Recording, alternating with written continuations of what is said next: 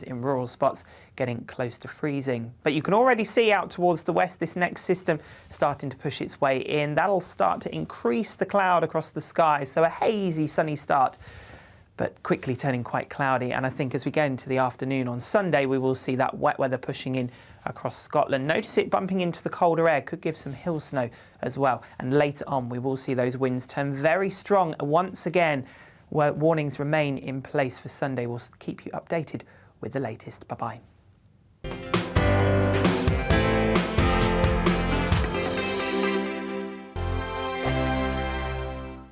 Hello there, I'm Eamon. And I'm Isabel. And you're watching the GB News digital stream across the United Kingdom. And around the world. If you're here in the UK, you can also watch us on your TV screen. GB News is Freeview channel 236. On Sky, we're channel 515. 626 on Virgin Media. Just remember, you might need to retune your TV to watch the channel. Yeah, and if you are doing that, find out more about retuning by going to gbnews.uk. Join my show Farage, 7 p.m. till 8 p.m. Monday through Thursday, and there you will get opinion, analysis, debate, and I'll cover stories that nobody else dares to touch. And then for the last 15 minutes, talking pints. We're over a drink. We have a civilized conversation with someone. We very often disagree, but we do it in a grown-up way. Come and join me on Farage.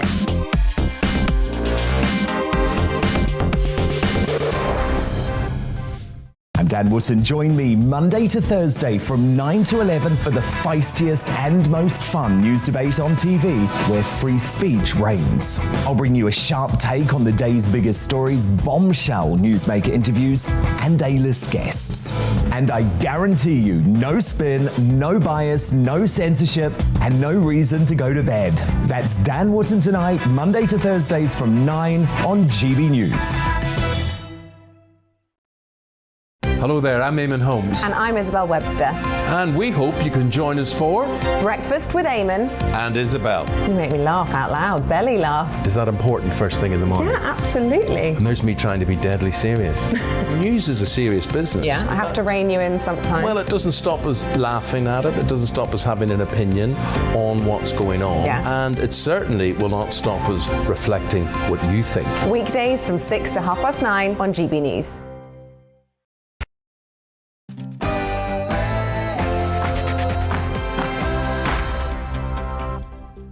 Hello there, it's 6 o'clock. I'm Michelle Dewberry, and this is Dewbs & Co, the show where we'll get into the things that have got you talking today. And we've got a packed show coming up tonight, lots to get through.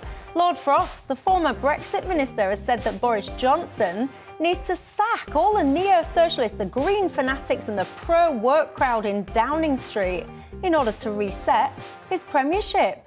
Do you agree? And patients are your priority again. That's what GPs have basically been told as they've been asked to resume normal service following their focus on booster jabs. Sounds good. What do you think? Is it actually going to happen?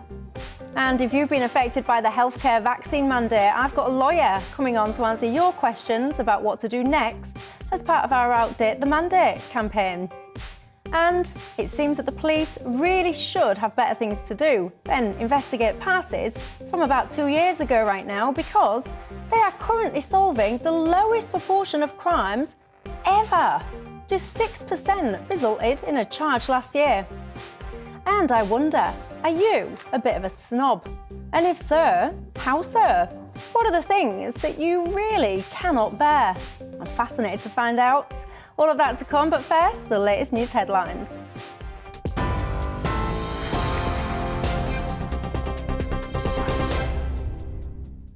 Hello, I'm Karen Roberts in the GB newsroom. The Met Police are under fire this evening after intervening in the publication of Sue Gray's report into alleged lockdown breaches in Downing Street. Scotland Yard have asked that minimal reference be made to events at Downing Street in order to avoid any prejudice to their inquiries. But they have confirmed that the investigation has not been escalated to a criminal one. Critics say a swift publication of Miss Gray's report in full is in the public interest.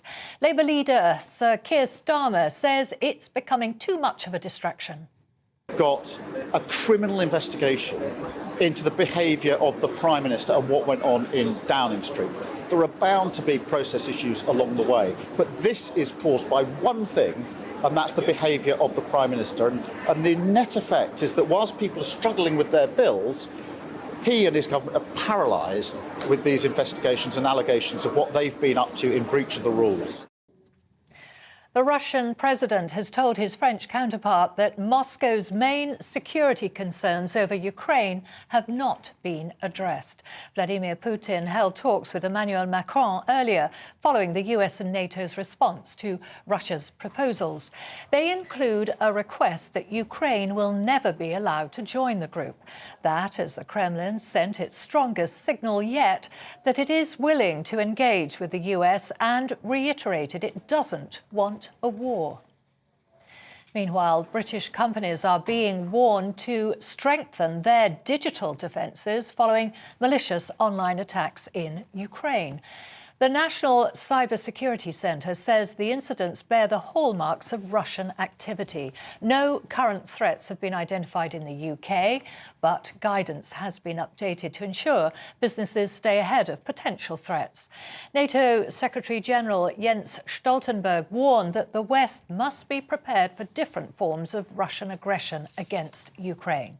NATO allies provide significant support to Ukraine, both to bolster their cyber defences, to share information and to share best practices. Be prepared for a wide range of different forms of aggressive actions by Russia against Ukraine. A senior civil servant has apologised for misleading MPs over the evacuation of animals in Afghanistan. Sir Philip Barton told the Foreign Affairs Committee that the Prime Minister's special representative for Afghanistan, Nigel Casey, had not been told about the intervention. However, recent emails show that Mr Casey did ask Number 10 for guidance on what they wanted to be done with the Nowzad animal charity. The parents of an 8-week-old baby who died with more than 60 broken bones have been jailed. 24-year-old Naomi Johnson and 26-year-old Benjamin O'Shea have been found guilty of causing or allowing the death of Amina Faye Johnson. O'Shea has been sentenced to 8.5 years, while Johnson will serve 7 years for the offence. Detective Inspector Melanie Presley said Amina suffered an unimaginable amount of pain. No jail term will ever be worth the life of baby Amina Faye.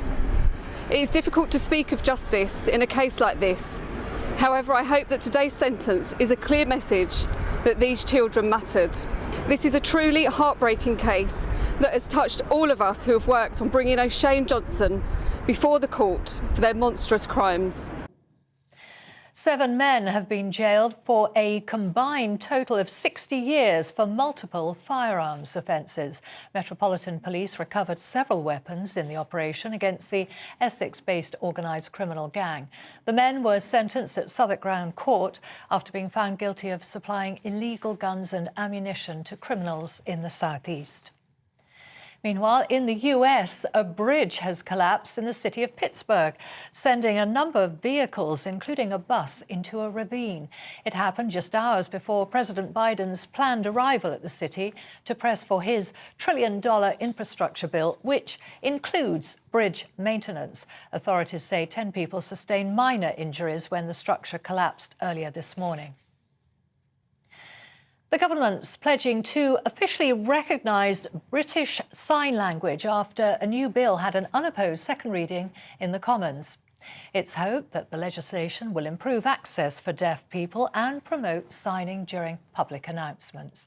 Labour MP Rosie Cooper addressed the Commons earlier and spoke about the personal significance that this bill has. For every deaf person like my parents who've been ignored, misunderstood, or even treated as unintelligent for simply relying on BSL, this recognition will be clear and will be a message that their language is equal and should be treated as equal. TV, online and DAB Plus radio, this is GB News. Now it's back to Dewbs & Co.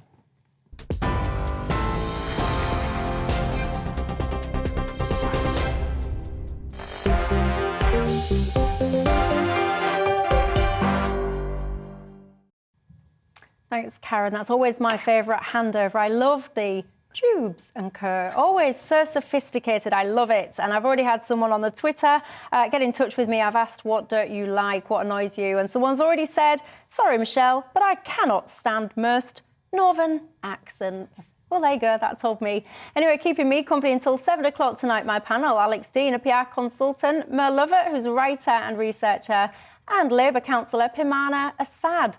And you know the drill on Dewbs and Co. It's not just about us and our thoughts, it's about you at home and yours. You can get in touch with me on email, gbviews@gbnews.uk, or you can tweet me at Michelle Dewbs or at GBNews. Lee, he says, Lee from Norwich. He's one of my first emails in already. He says, Michelle, I'll tell you what I'm thinking about tonight. The fact Minnie Mouse is now wearing a trouser suit. Yes, Lee, I saw that as well, actually. This is a temporary change that's been created by Stella McCartney. I think it's to recognise Disney World Paris, I think it is. Its 30th anniversary. And Stella McCartney says a new take on her signature polka dots makes Minnie Mouse a symbol of progress for a new generation, says Stella McCartney about putting in Minnie Mouse in a trouser suit instead of a dress. Well, I think that's just bonkers. What do you think? Anyway, let's move on, shall we, to other matters. Former Brexit Minister Lord Frost says Boris Johnson must clear out the neo-socialists, the Green fanatics and the pro-work crowd in Downing Street if he wants to save his premiership. Frost, who recently resigned, didn't he, from his government role, said it was crucial that there was a significant change in policies, systems and the people around the PM. Asked about Lord Frost's criticism, the Prime Minister's official spokesperson said it's everybody's focus in number 10 to deliver on the Prime Minister's priorities, which he set out publicly before, in terms of building back from the pandemic and levelling up Britain. Alex Dean. I'm always start from the point that I'm sceptical of people who leave a job and then slag off those who are still there doing it. And that's true across the political spectrum. But I do try to apply it more when they're on my kind of side and they think the things that I think. I should be, be aware of my own bias on that. And Lord Frost is someone who I've followed and believed in and watched what he says. So I try to be sceptical of it. But I tell you what, I did think he might have a point here when it comes to the policy about national insurance rises, because I can't think of anyone mainstream or sensible who might call themselves a conservative who'd look at the current environment after the pandemic with the economy the way it is and think to themselves, do you know what the answer is? A tax rise. That feels to me to be so antithetical to Tory instincts and interests that it implies that you've let people get to somewhere where they are saying the kinds of things he's criticising. I don't know about the scattergun of, everyone who did the job that I was doing until a few months ago is rubbish. I always think that's a bit of an unattractive position. But on this point, who looks at the current environment as a Conservative and says, do you know what, let's have a tax rise? Not me. Mo? Yeah, well, do you remember at the last election when we were talking about the Labour Party and how there was no way they're going to be able to contain the constituents of Hampstead and Hartlepool? The Labour Party just couldn't do that. I sort of think the Tory Party are in a similar position in a sense that if they're going to hold their kind of southern-based traditional Tory voters and the red wall voters of the north, that's a massive constituency that they've got to try and keep happy. The Prime Minister's always had, or Number 10's always had these sort of various factions, the Vote Leave faction, the team he brought from the Mayor's office and the Chums of Carrie, as they're called. He's always had trouble with kind of those warring factions within Number 10. But for me, that seems like an HR problem rather than a vision problem. And I think, there was an Ipsos Mori poll this morning saying that more people in the country trust Labour now on the levelling up agenda than they do the Tories. Now, that was a kind of plank policy for the government at the last election. So whether it's about a change of personnel or whether it's really solidifying and delivering on those promises, and I think it's the latter. Yeah, Pimana, this whole kind of levelling up thing anyway that people jump on, yes, it was a key kind of component of a 2019 manifesto, but since then, there's been a global pandemic that has brought the world to its knees. So I do actually think it's a little bit unfair to kind of say what Boris has and hasn't done about levelling up, etc. But to this critical point in terms of he needs to kind of fire the green agendas and this person and that person, what's your thoughts? So I think senior Tories need to stop dragging women. I saw Lord Frost's comments on Kerry Johnson. They need to stop dragging women. They need to stop dragging staffers at Number 10 to make excuses for the Prime Minister and to stop covering up for his mistakes. At the end of the day, he's the leader. of this country. He holds the highest office in the land, second to the Queen, and people put him there, people elected him. And this is really about the parties at number 10. This is about Sue Gray's report. This is about the fact that it's not about cake. It's about power and law, and it's about the fact that we need to hold people to account, those who have broken the law, and make sure that nobody is above the law and everybody abides by the same rules. That it's not just one rule for the Prime Minister and another for everyone else, but everyone abides by the same rules. So I think that Lord Frost needs to stop making excuses for the Prime Minister, frankly, and I think that we need to see a full and transparent report. Alex isn't having any of that, are you, Alex? Well, no, I think I'll have some of that. I think it is fair to say, you know, that this person's great, they're just badly advised, is a peculiar way to approach things. And of course, that was said as much about Jeremy Corbyn in his time as leader of the Labour Party as it might be said about Boris Johnson. But if you think this is an attempt to support the Prime Minister, I feel we may disagree. I think this looks quite like an attack on the number 10 system that he runs. So I'm not sure we're on the same page about this actually supporting the PM. I genuinely do think it's a way around covering for the Prime Minister and his misdeeds. I do think that that's what he's trying to achieve here. But Alex, don't you think one of the problems we know with the Prime Minister is that he's a people pleaser and he always listens to the last person he's had a conversation with? And I think that's my worry. It's not that I don't want him to get the country back on track or that I'm not kind of supporting him to deliver that mandate that he gave to the British public. It's just his leadership credentials are in question if he's constantly, you know, at the behest of these different warring factions within the Tory party. Well, I think there's probably some truth to the personality observation. It's true of lots of politicians that they want everybody to like them. You know, that's the basic point about politicos. They want to leave the room thinking that everybody's on their side and so forth. But I think that there comes a time when you make hard decisions, and that number 10 is true more than anywhere.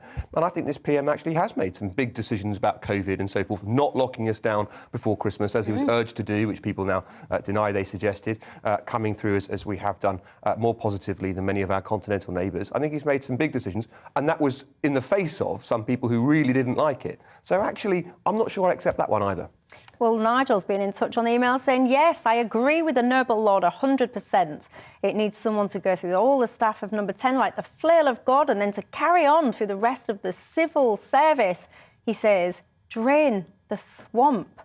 Paulina says, yes, I absolutely agree with Lord Frost when he says Boris should get rid of all the lightweights with their wishy-washy work agenda and then get some strong principled advisors to get him back on track. She goes on to say Lord Frost himself would be my first choice. Karen says, yep, he's totally right. He's overworked his Boris and needs level-headed people backing him up. He seems to be surrounded by the wrong-headed people. Just very briefly, the point that Alex made, I think, is an interesting one because I struggle to kind of fathom why Boris Johnson is not sitting here. He's getting smacked left, right and centre. And I don't kind of get why he's not sitting there and going, right, OK, I know what I'll do. I'll do some kind of quick, easy wins here. I'll do as what you were just saying. I'll press pause on the tax hikes. I'll pick up the energy bills and I'll kind of say, right, I'll take the 5% VAT off. I'll pause the green subsidiaries and those kind of things. So tinker, if you want to call it tinker, but at least it sends out the right sentiment that he wants to try and help people. I don't get why he's not coming out on the front foot with that. Yeah, I mean, I would agree with you on that, Michelle. And I think, Alex, you made a good point. You know, he did find his leadership skills before Christmas when he kind of stood up against the mob that were calling for more lockdowns. And I think we need to see more of that. And so certainly we're talking about the cost of living crisis. Everybody I know is talking about the cost of living crisis. If the Prime Minister could make some bold decisions on that and not try and worry about his press reviews, he's never going to win that blob of the press over and just kind of found his principles in terms of that mandate at the 2019 election. I think he would recover some of his popularity. Well, I think accountability is knocking at the Prime Minister's door. I mean, everyone is very clear that they've seen the photos, they know that he's had the parties, and everyone knows and wants to know the truth. And so I think the government is paralysed right now, and I agree with Keir Starmer's comments. Do you think we stretch the meaning of the word party? Because I do think that it's quite bizarre what certain people that don't really like Boris and are trying to get him out now seem to quantify or qualify as a party. Because if I'd been to a fraction of parties like what some people suggest are actually parties, I would have probably left within 10 seconds. They'd be that boring. They're not part of half of them. I mean, we don't need a debate on what is a party and isn't a party. We've seen the photos. The truth is, I would have loved to celebrate my birthday during lockdown, but I didn't. But there are some people out there who have watched their family members die, who haven't been able to say goodbye to their parents, and that is a really serious thing. Of course. There's people up and down this country who are really angry about it, and so that's why the Prime Minister isn't able to move on some of these things, like the cost of living crisis, like some of these other situations that the country's currently facing. Well, there you go. Let me know your thoughts on that. Going to take a quick break. When we come back, I want to talk to you about the backlogs in the NHS. How is it for you trying to see your GP? Have you been successful in it? If you haven't, good news for you, because apparently the focus is going to be shifted less on boosters and more on what I would call business as usual. We'll have that and more after the break.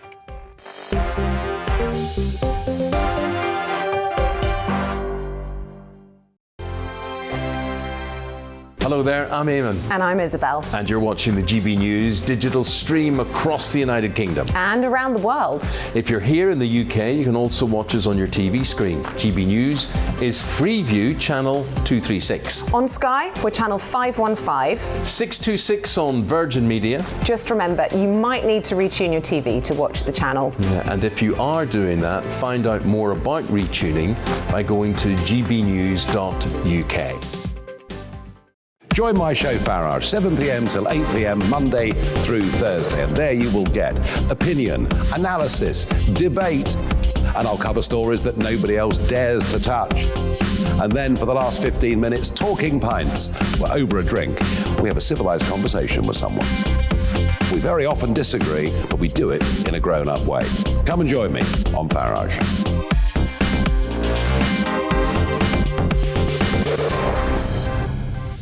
I'm Dan Wootton. Join me Monday to Thursday from 9 to 11 for the feistiest and most fun news debate on TV, where free speech reigns. I'll bring you a sharp take on the day's biggest stories, bombshell newsmaker interviews, and A-list guests. And I guarantee you, no spin, no bias, no censorship, and no reason to go to bed. That's Dan Wootton tonight, Monday to Thursdays from 9 on GB News. Hello there, I'm Eamon Holmes. And I'm Isabel Webster. And we hope you can join us for Breakfast with Eamon and Isabel. You make me laugh out loud, belly laugh. Is that important first thing in the morning? Yeah, absolutely. And there's me trying to be deadly serious. News is a serious business. Yeah, I have to rein you in sometimes. Well, it doesn't stop us laughing at it. It doesn't stop us having an opinion on what's going on. Yeah. And it certainly will not stop us reflecting what you think. Weekdays from 6 to 9:30 on GB News.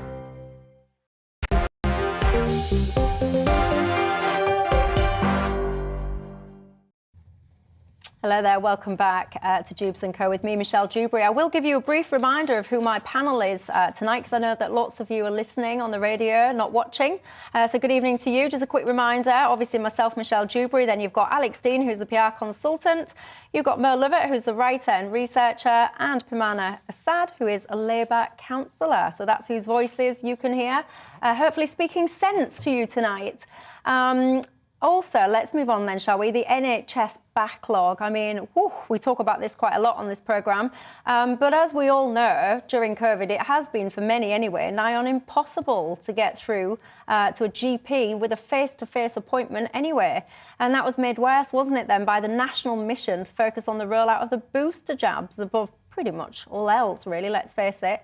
Now, health bosses have told GPs in England to, amongst other things, restore focus on the business of actually seeing patients. Do you remember those days? I kind of do, but it feels like such a long time ago. And it all sounds great now, doesn't it? That we're going to be able to see our doctors to get our kind of needs met. But is it going to actually happen? Pimana Assad. So there's 6 million people on the NHS waiting list to get to see their doctors in hospital, specifically for some checkups and routine appointments. Others more serious, such as cancer screenings. I think it's really important that the NHS moves back to business as usual, especially as we come out of COVID. We're going to be living with COVID for a very long time. You know, there was only news yesterday or today, I think, of a new variant of Omicron. And so I think this is going to be in the long run, and it's really important for us to be able to go back to normal, and so people can actually see their doctors face to face. Even dentists. I mean, I haven't had a dentist appointment since COVID started, unfortunately, because I haven't been able to get one, and they only take emergency appointments. So I think it's really key for us to go back, especially where people might have concerns about their health and they actually need to see a doctor face to face rather than talking to someone over the phone. Yeah, the dental one that you put, the point you raised there is quite a key one as well, because a lot of practices have closed their lists, or whatever you call them, their lists now to new patients. And do things, as you're saying, Pamana, about emergency appointments only, non-routine kind of assessments, which is bonkers to me, because if you don't look at people's teeth and you'll get an emergency. Exactly. It's all been quite nonsensical to me, Alex, I have to admit. Your thoughts? Trouble is, I agree with pretty much everything that's just been said across the political divide. So in order to generate some debate where otherwise there would be none, I think the biggest challenge right now is what they do in the NHS with unvaccinated staff, because it seems to me that what's going to dwarf any other challenge the NHS has is if they suddenly bin 70 to 80,000 people who work in it. I mean, if you think you've got a problem with waiting lists now, try taking 70,000, 80,000 people out of the NHS workforce and making them redundant. Well, that's a nice little plug, actually, because we started a campaign on this programme, Outdate the Mandate, and in just a minute, I'm going to have a lawyer that's actually taking the government to court to join me and just answer a couple of not panel, you're the panel, but to answer a couple of questions from people impacted by this, because I really don't think that people have grasped the enormity of what's going to happen to the NHS. And it's not just the NHS. Well, social care too. Yeah, it's like it's private hospitals. Yep. We've been talking to people, medics in prisons. Coming up next week, we're talking to students that have not been able to finish their placement. So this isn't just about staff in the NHS now. It's much, much broader than that. Anyway, Mo, your kind of thoughts in terms of, do you think that we're able to, is it as simple as kind of a letter from the health bosses to the GPs saying, here's your priorities, get on with them and get back to your day job, if you like, as it once was before? I mean, there's so much reluctance from all sorts of sectors of society to try and get back to normal. And I do worry that the face-to-face appointments that the doctors have been, have not been willing to do during lockdown. I do worry that there'll be more online appointments and that people will take advantage of that, which might be okay in certain cases. But like we were talking about with dentists, being able to see your patient, being able to pick up on visual signs. I actually know somebody who died in lockdown because they didn't want to go to and bother the doctors. Their mild condition got worse and worse and worse. So I think it's two things. Yeah. One, I want to see doctors getting back to face-to-face consultants, but I also want people to kind of start going back to not feeling like they're being a burden, which happens with so many pensioners. My mum's like that. She doesn't want to burden the NHS. It's our service. We pay for it. And I think there needs to be clearly more education on how you use the NHS and what the cost is to the taxpayer. And people who actually need it should be able to go forward and use it. But just to come back on Alex's point on unvaccinated NHS staff, I think I've been on this show before and I've said it before. I disagree with mandatory vaccination of NHS staff. I think that's completely against anybody's human rights, and I don't agree with that. And we need to look around us and see what other home nations are doing. So Wales does not have this same rule. Scotland doesn't have the same rule, and nor does Northern Ireland. True. And they seem to be fine with that, and they seem to be okay with it. I kind of understand the Health Secretary's reasons to why he wants to go ahead with this. Although we know that Omicron might not be that impactful on deaths on people's health. But I guess what the Health Secretary is trying to say is that if an NHS staff worker is not vaccinated and they go towards a patient who is in bed in hospital with a very serious illness, maybe that would impact them and lead them to dying. And so I can see the reasons why they've done that. But I fundamentally disagree with forcing people to get the vaccine. And I think, if we listen to First Minister Mark Drakeford in Wales, I think he has a very sensible line on this. Try and understand the reasons why people are hesitant on getting the vaccine and trying to convince them to come around. And if they don't, fine, let them work. I think stopping that from happening is not great. I'm all for trying to convince people, and I'm all for a better programme of making the case for the jab. And for the avoidance of doubt, I'm triple jab myself, and I'm not running some rabid campaign. I just do think that if people have not yet decided to have that vaccine, that's a decision that is valid in their case, and moreover, plainly, I think there was some quite kind of bullying, or there was some, cajoling with making this threat, thinking that people would back down and go and get the jab. Yeah. But the bluff was being called. Yeah. Sometimes if the bluff's being called, you've got two options. You can see things through, which looks disastrous to me within the NHS, or you can try to find a ladder down which you can gracefully climb. And I think that you've probably given the government the ladder down which they can climb, because they can say, when we said we needed to lay off NHS workers, we didn't know how it would go. Now we've looked at the other home nations and it's okay. Yeah, and also the picture has changed, I think. But anyway, you've cued me nicely into my campaign about all of this.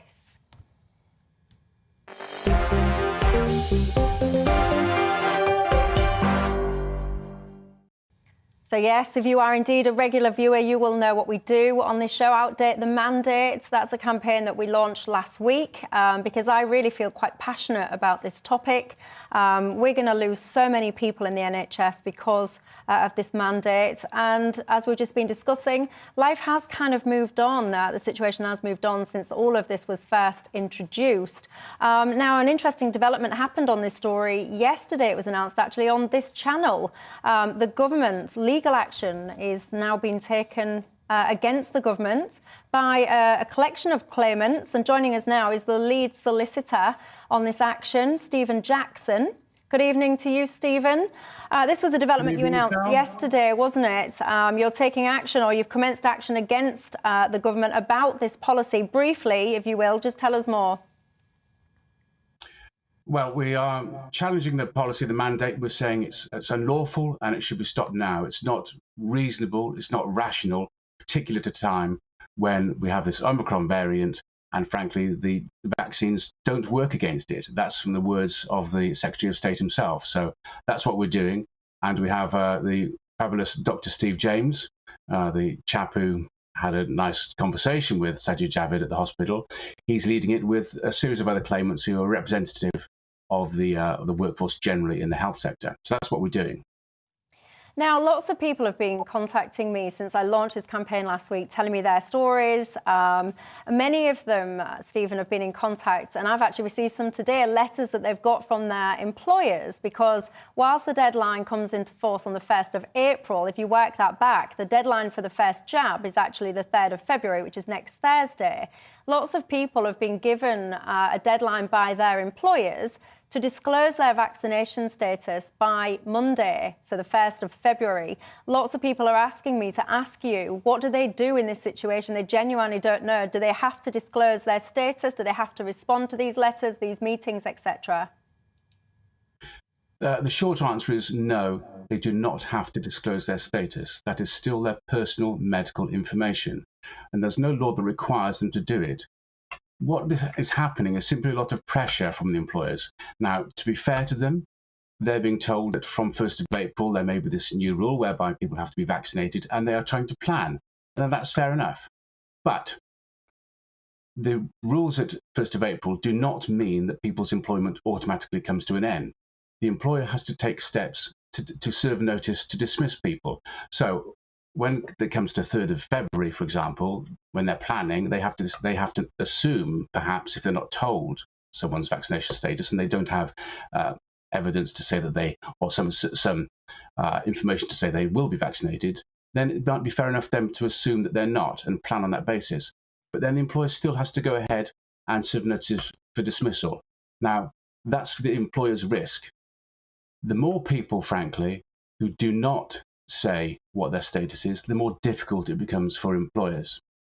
And perhaps the better option is for people to stand together and hold the line. There is no obligation to attend meetings. If they're being required to attend meetings, they should insist on being accompanied.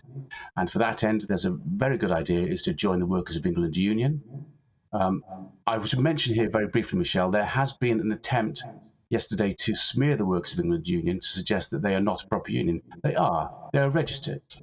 And they're not, however, associated with the TUC, Trade Union Congress, and that means they don't actually have any political affiliations and ties with the main political parties. So that means they're representing the workers, not the political parties and their agendas. Yeah, and one of my viewers has been in contact asking, what about if somebody is currently off sick, so they're not present at work at the moment, they're asking, can their employment be terminated whilst they are off on their sick leave? It is possible. Lots of employers can serve a notice to terminate, but it doesn't mean to say that that will be fair, or it won't amount to discrimination if that goes ahead. So it would be very risky for an employer to terminate without allowing the proper opportunity for an employee to attend a meeting and to be accompanied to that meeting. So if someone is off on sick leave, then there's a good chance, frankly, it'll simply delay the process. That might be a problem for the employer. It might make things more difficult, but that's just the rub of it. For the employee, the most important thing is their health, and they should be entitled to attend a meeting when they can put forward their views and explain themselves properly at it. So they're not required to attend the meeting. It's difficult for the employer if they try and go ahead without the employee being there in fit and proper health.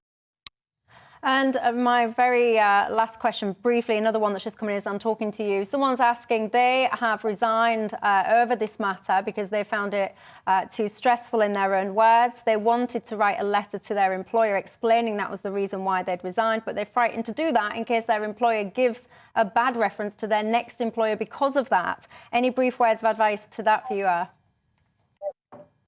Well, I would generally suggest resignation isn't necessarily the best thing. As I mentioned earlier, it's for the employer to take the step of serving a notice of dismissal. And then it's the employer who risks discrimination or unfair dismissal. So as far as reference is concerned also, as they shouldn't be too concerned about that, an employer who gives a reference because someone hasn't, or who gives a poor reference or refuses to give one because someone has asserted their rights, then that might well amount to victimization or discrimination. And again, the employer might be in difficulty. So I would not to worry too much about that. People should hold the line. That's really the thing to do. Okay, Stephen Jackson, thank you very much for your insight there. Much appreciated. Now, I have to say, lots of you do get in contact asking me why I'm doing this. Some of you don't agree with this campaign and think that people, if you're not vaccinated, shouldn't be able to work in patient care within the NHS and beyond. And I wholly hear your views, and I appreciate your sentiment. Like you, I want everyone to be as safe as possible when they need care in the NHS. I wouldn't want to put anybody at any unnecessary risk. My principle here is that, the situation has moved on, and when you look at the effectiveness of the vaccine against Omicron's transmission, it's certainly a different picture than what it was perhaps once with the other variants, especially when it comes to the serious illness that people have. And most of the vulnerable are now triple vaccinated. And of course, many of these health workers will have been exposed to COVID right at the start. Remember, these people work there with no PPE, etc. So lots of them will have natural immunity. And of course, there are mitigations we can put in place, PPE, testing, lots of different things. And there is so much more that the healthcare system is responsible for beyond COVID, lots more ailments that we need to help people with. And to do that, you need staff. I will tell you briefly, by the way, these kind of complaints against the mandates don't just happen. The protests that you saw a couple of weekends ago in London against these, they happen right across the world. You wouldn't think that sometimes, depending on what media you watch, but they do. There's a huge campaign happening in Canada as we speak. They're calling it the Freedom Convoy in Canada. It's basically lots of truckers that have come together. They set off I think it was last Sunday, the 23rd I'm looking at. Yes, I've got some footage of this. I'm hoping as I'm talking, yes. They set off on January the 23rd from near Vancouver. They're heading all the way over to Ottawa. And it's all about them expressing their kind of concerns around the vaccine mandates. They're talking specifically about the transport industry there and talking about restrictions in general. Some are saying that this convoy stretches for as long as 45 miles. The Prime Minister in Canada, the Prime Minister Justin Trudeau has dismissed the group as a small fringe group that held unacceptable views and didn't reflect the majority of Canadians. We always hear that, don't we? Whenever there's a kind of protest against these things, it's always apparently a fringe and a small minority. But I wonder whether or not that's because you don't often get to see these protests so much when it comes to the media. Anyway, going to take a quick break. When we come back, I want to ask you about the police. How well do you think they're performing when it comes to tackling crime? I'm not talking about parties, I'm talking about actual crime. I'll give you a clue. They're doing very badly indeed. I'll have that and more after the break. On Mark Dolan tonight, in The Big Question, should we have face masks forever? We'll hear from both sides on that one. My Mark Meets guest is the legendary former Daily Telegraph cartoonist Bob Moran, whose anti-lockdown artworks have won him fans and critics in equal measure. In my Big Opinion monologue, why is freedom now a four-letter word? Plus my all-star panel, including radio legend Mike Parry. See you at 9.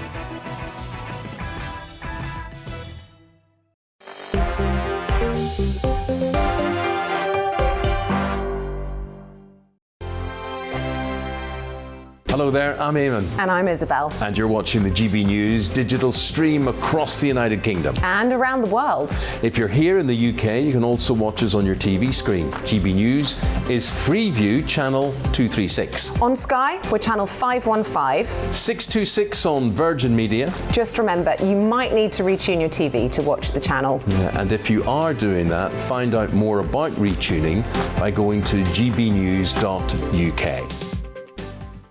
Join my show Farage, 7 p.m. till 8 p.m. Monday through Thursday, and there you will get opinion, analysis, debate, and I'll cover stories that nobody else dares to touch.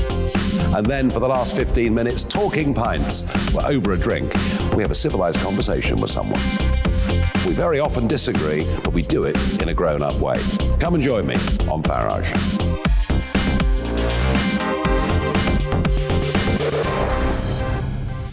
I'm Dan Wootton. Join me Monday to Thursday from 9 to 11 for the feistiest and most fun news debate on TV, where free speech reigns. I'll bring you a sharp take on the day's biggest stories, bombshell newsmaker interviews, and A-list guests. And I guarantee you, no spin, no bias, no censorship, and no reason to go to bed. That's Dan Wootton tonight, Monday to Thursdays from 9 on GB News. Hello there, I'm Eamon Holmes. And I'm Isabel Webster. And we hope you can join us for Breakfast with Eamon and Isabel. You make me laugh out loud, belly laugh. Is that important first thing in the morning? Yeah, absolutely. And there's me trying to be deadly serious.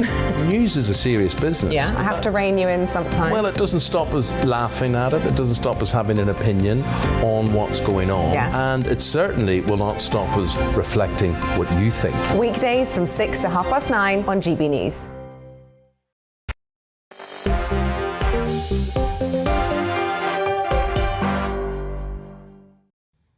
Hello there, welcome back to Dewbs & Co with me, Michelle Dewberry. Just a quick reminder as to who's keeping me company on my panel tonight for those of you that are listening and not watching. We've got Alex Dean, the PR consultant, Merle Lovett, who is the writer and researcher, and Pimana Assad, who is a Labour councillor.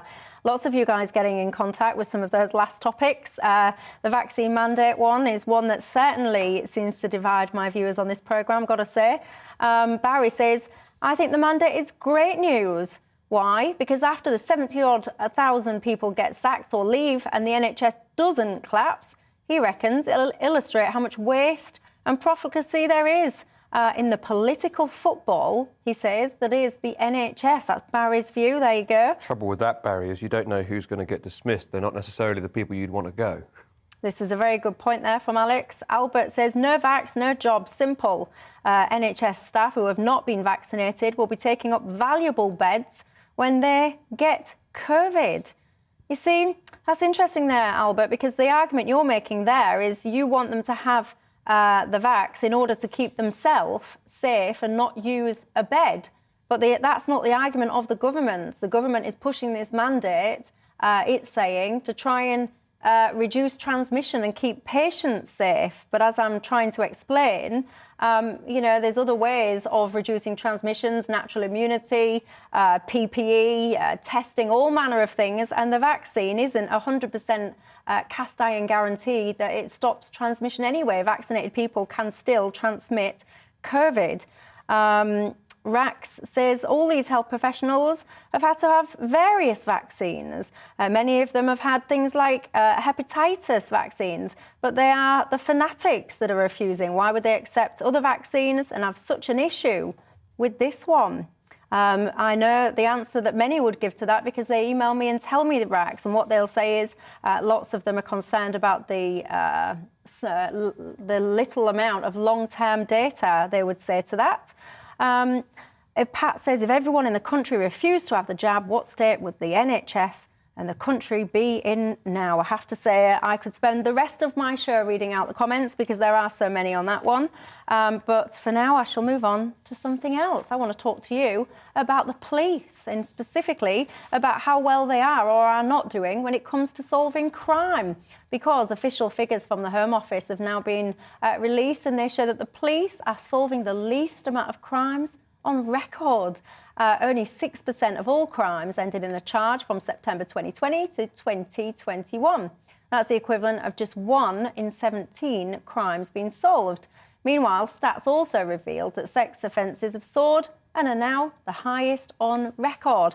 I do have to say, though, Mo Lover, when I hear that and I saw this story and I thought about these stats, well, it's not surprising that, we're seeing a small amount of prosecutions, charges, because the whole country has pretty much been on shutdown because of COVID. And when you shut down things like courts and things like that, then of course you're not going to be very effective in tackling crime. But nonetheless, I do think that we have a problem that's beyond just the COVID.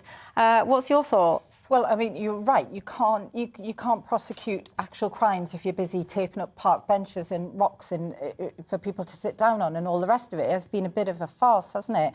I think one of the things that you have to say is this rise in sexual offences and some of the more personal crimes that have happened behind closed doors, well, it's no wonder if everybody's locked up in their homes that terrible things will happen. And those are notoriously the most difficult to prosecute. So, for instance, with a rape case is, fairly obvious. You've got forensic evidence and all the rest of it. But when it comes to this definition of what is a sexual offence, there's a huge array of things that can be in there, from a tap on the bottom to something much more serious.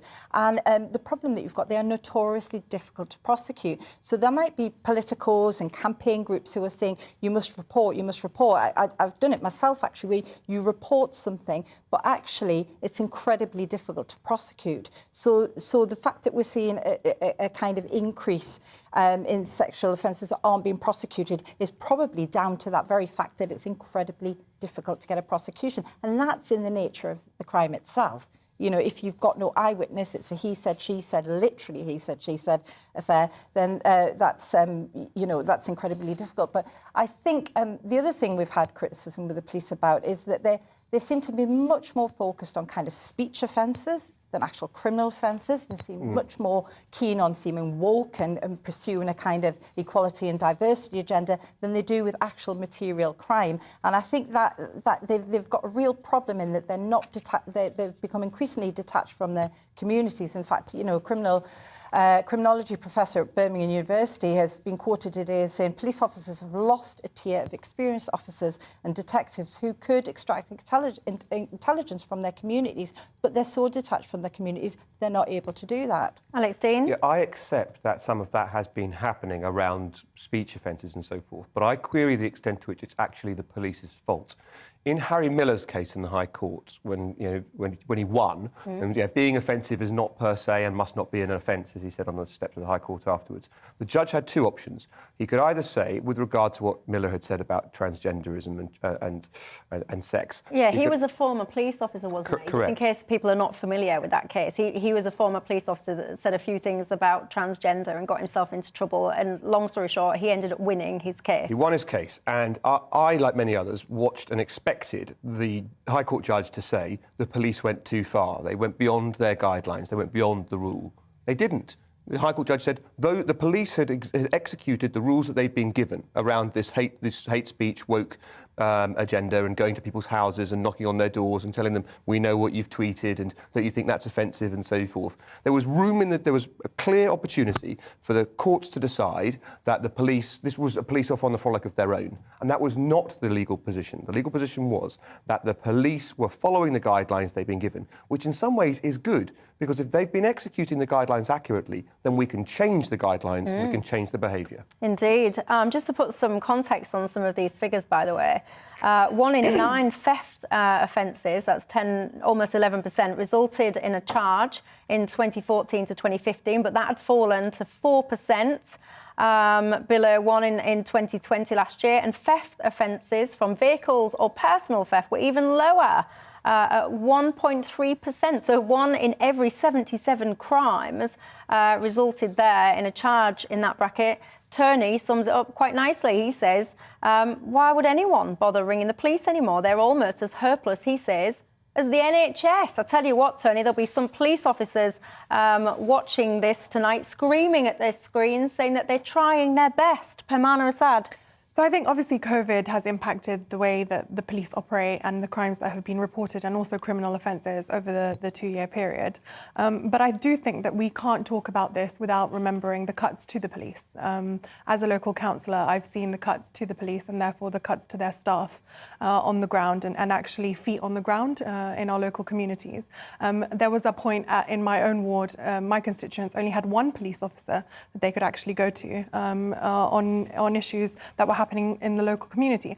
But I do think there is a point about rebuilding trust with the public, especially after what happened to Sarah Everard, Bibba and Nicole just across the border in Brent, you know, when they were murdered, and various other high-profile murders of women, and the way that the police reacted and managed those situations.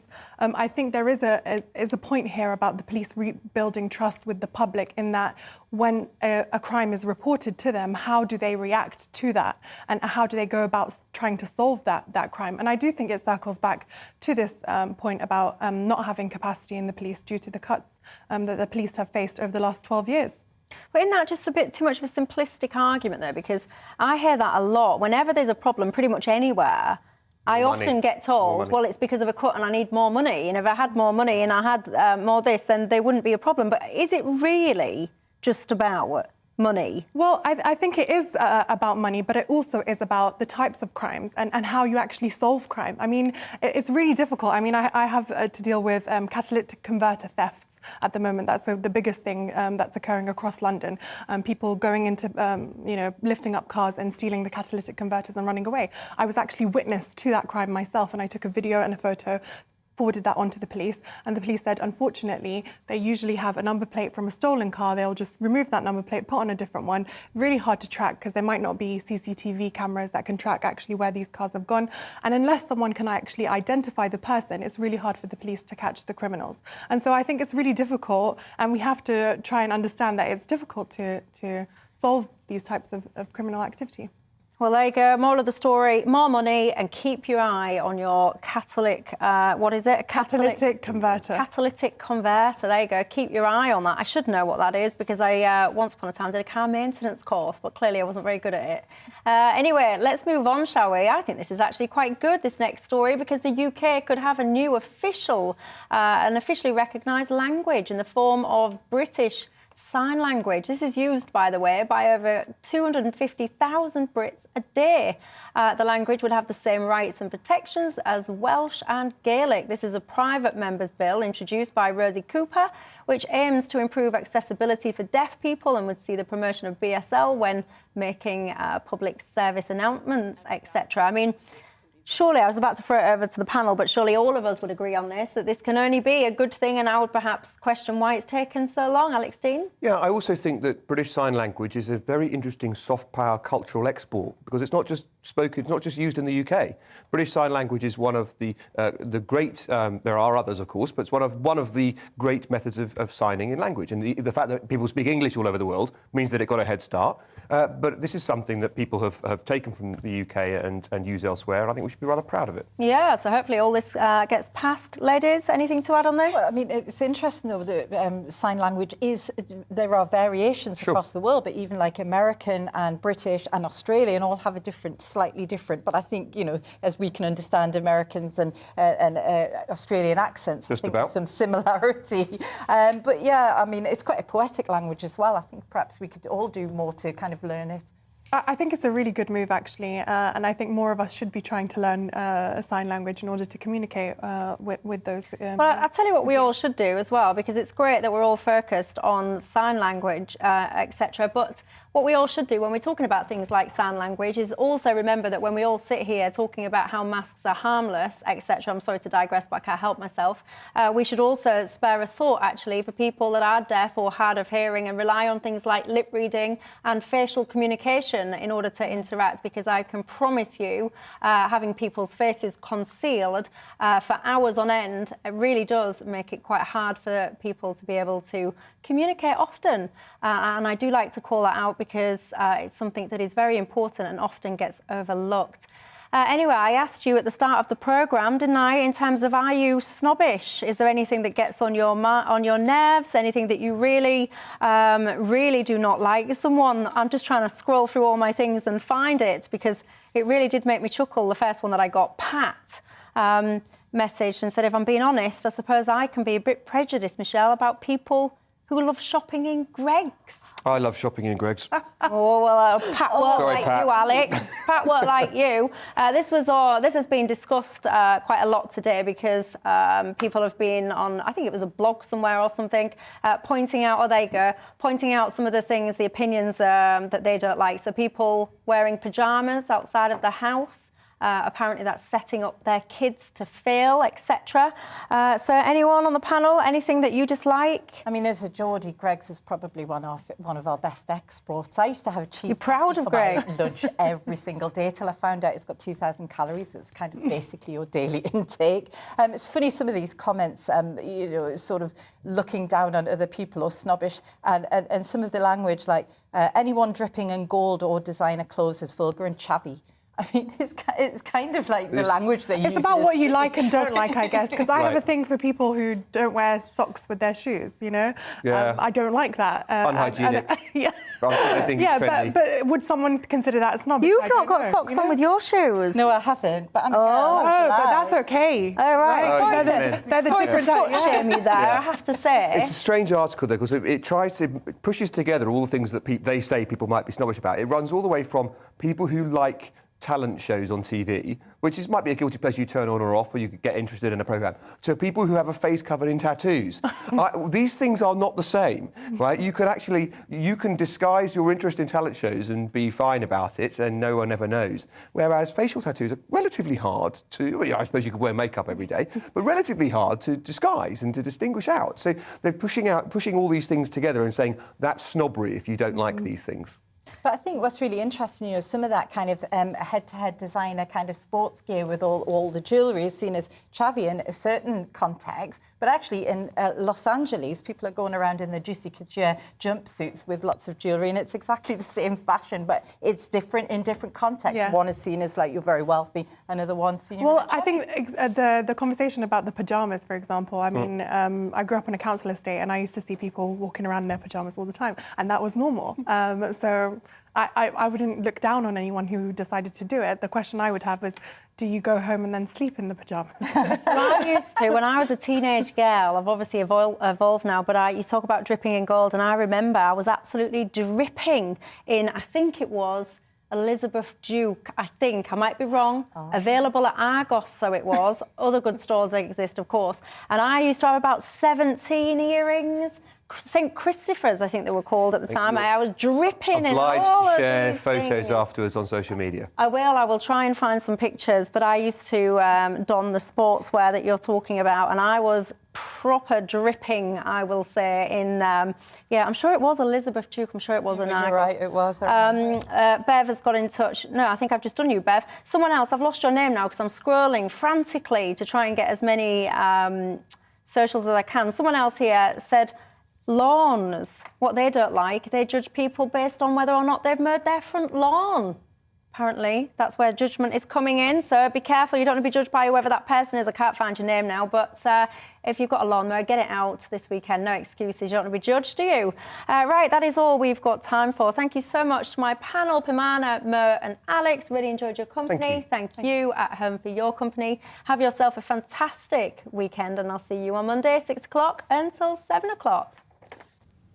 Hello, we've got some stormy weather to come across the northern half of the UK this weekend. A very windy picture through Saturday. Some spells of rain to come at times too, with the quietest of the weather towards the south. That's because this area of high pressure is sliding away. We've got an area of low pressure been named Storm Malik by the Danish Met Service, giving some very strong winds. But yet another system then piling in for Sunday.